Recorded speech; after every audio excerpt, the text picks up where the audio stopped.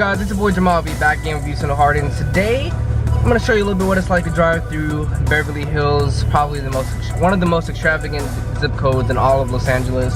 And of course I have my son with me, Jade. You guys, for my faithful viewers, the previous video was when I first introduced him, and today basically going to show you what it's like with him, driving around me, not really doing much, just kind of hanging out, and basically show you around Beverly Hills.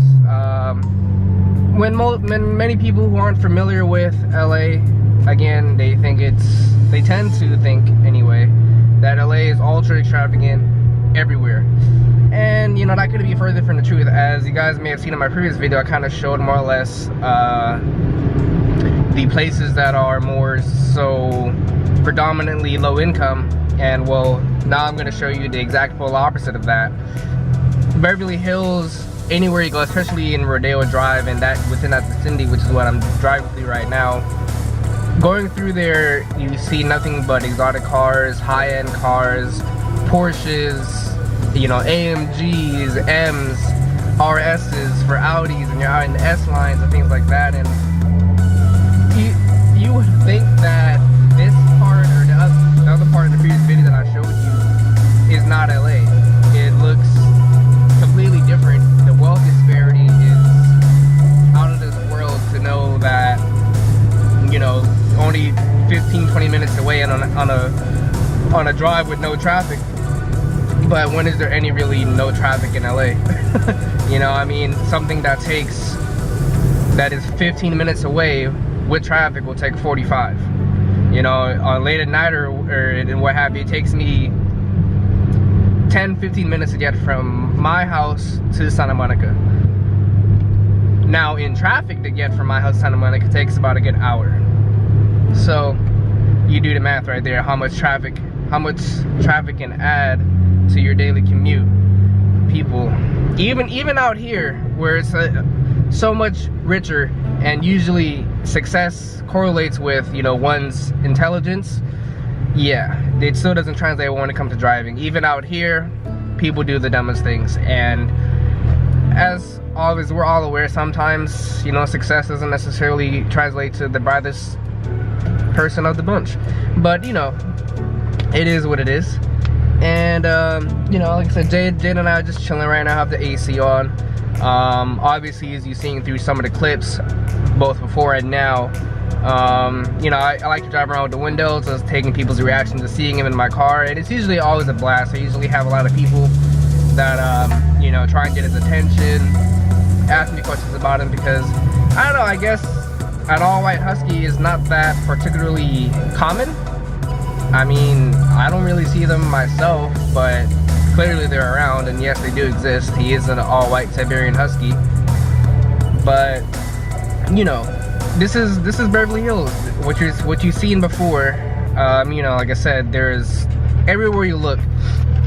It's either a Rolls Royce or a Ferrari or a Lamborghini or a McLaren or some sort of super exotic that one will continually see from the moment they turn to the left to the moment they turn to their right, looking in their rearview mirror, anything of that nature. Yes, what you want? You want some more attention?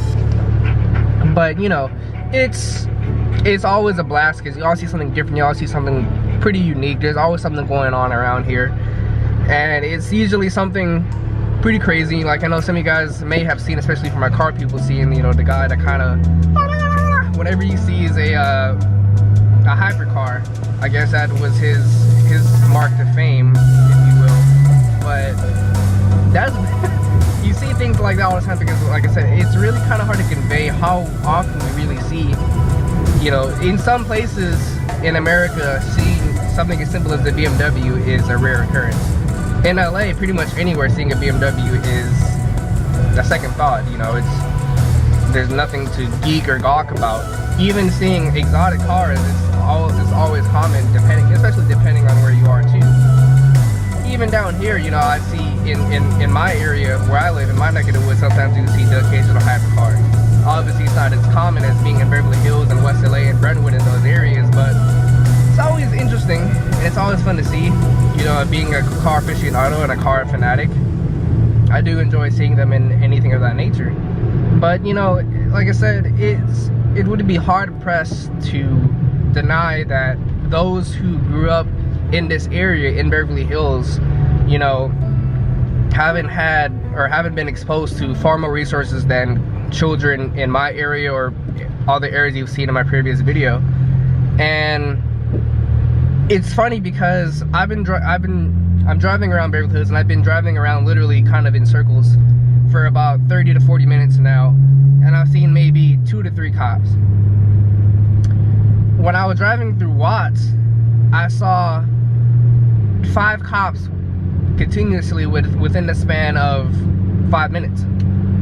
And yes, I understand it's Watts and there's more policing would possibly be necessary, but it's weird because, one, there are motorcycle cops, and as anyone with common sense knows, motorcycle cops are primarily there as a ticketing force.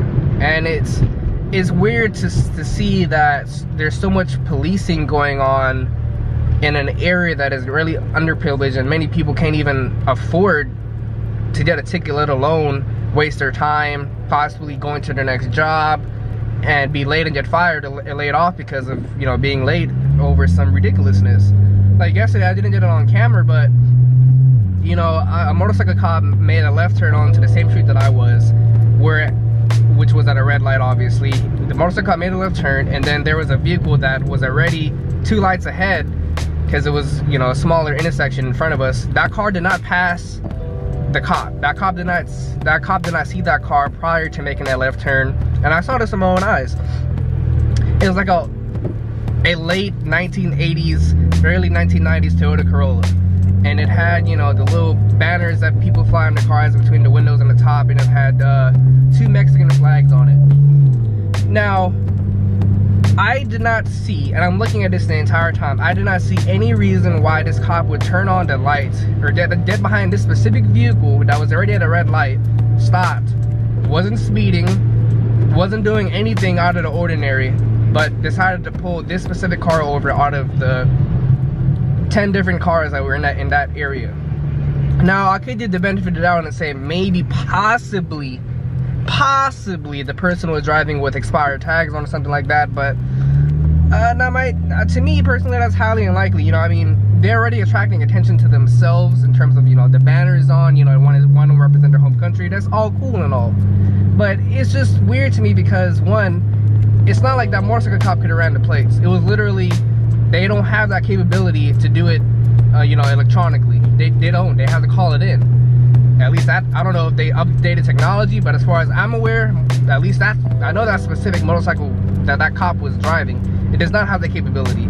And it wasn't like as if that cop called in, waited 30 seconds, then pulled it over. It was, no, immediately as the cop saw that car, which he did not see prior because that cop was not at that light yet, and that car was already in front of me at a few lights ahead, and he pulled him over. I hope it was just like I said, I'll try to give the benefit of the doubt to these cops out here, but man, it's really hard because, like, why are you bothering someone that didn't do anything wrong? What was the due cause? What suspicion did you have?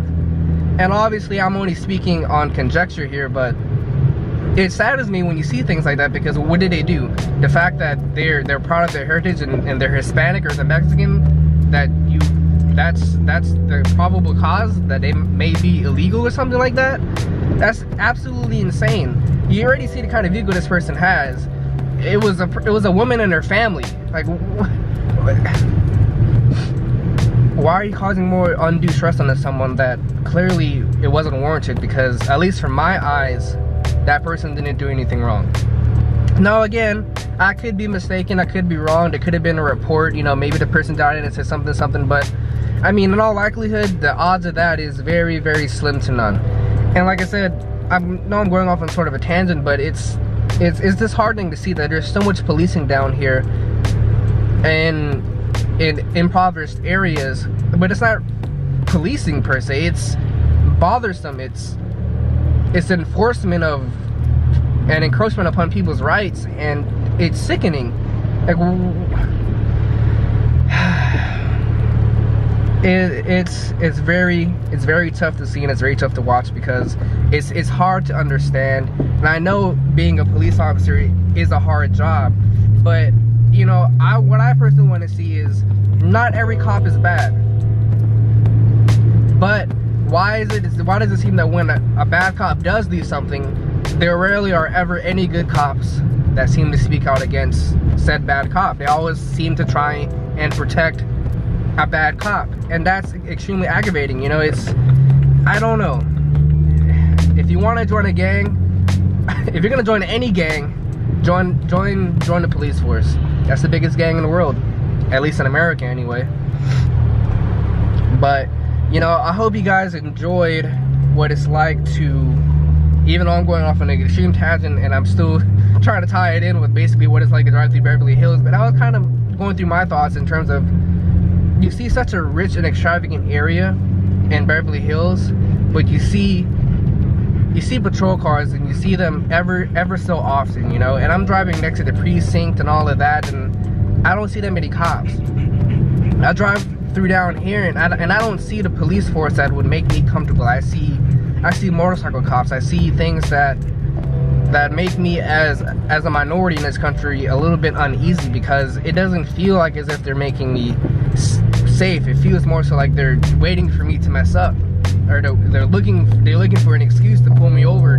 They're looking for something other than fighting crime, and that's a severe issue to me. But with that said, I hope you guys enjoyed the video and my little rant or my little talk, however. It's been a pleasure. Thank you so much for watching. Don't forget to like, comment, and subscribe. I'm gonna keep on doing this a little bit more often. Like I said, the car reviews are coming. You know, I'm really trying to do a daily type thing and meld with my audience and try and connect more with you guys, the viewers, and you know, just go over through things that, you know, happen to come into my head. And this was just one of the things that kind of bothered me today, as I noticed a dichotomy between, you know, two vastly different areas in terms of financial achievement. And it's, again, it's not like what I'm saying are facts or anything like that. It's just my personal opinion and my takes on things that I observe as someone who, you know, who lives through and experiences both extreme sides of the spectrum. But with that said, Jade is getting a lot of attention and looks. As always, you know, he's my little celebrity, that's what I like to call him. He always attracts attention. But, you know, it's kind of, he's my little Brad Pitt or whoever's your favorite actor or whatever, you know. But with that said, this video is not coming to a close. Thank you so much for watching. It's your boy Jeameave. This is Views from the Heart. Thank you so much and have a blessed day. This video is not coming to a close. I'm out.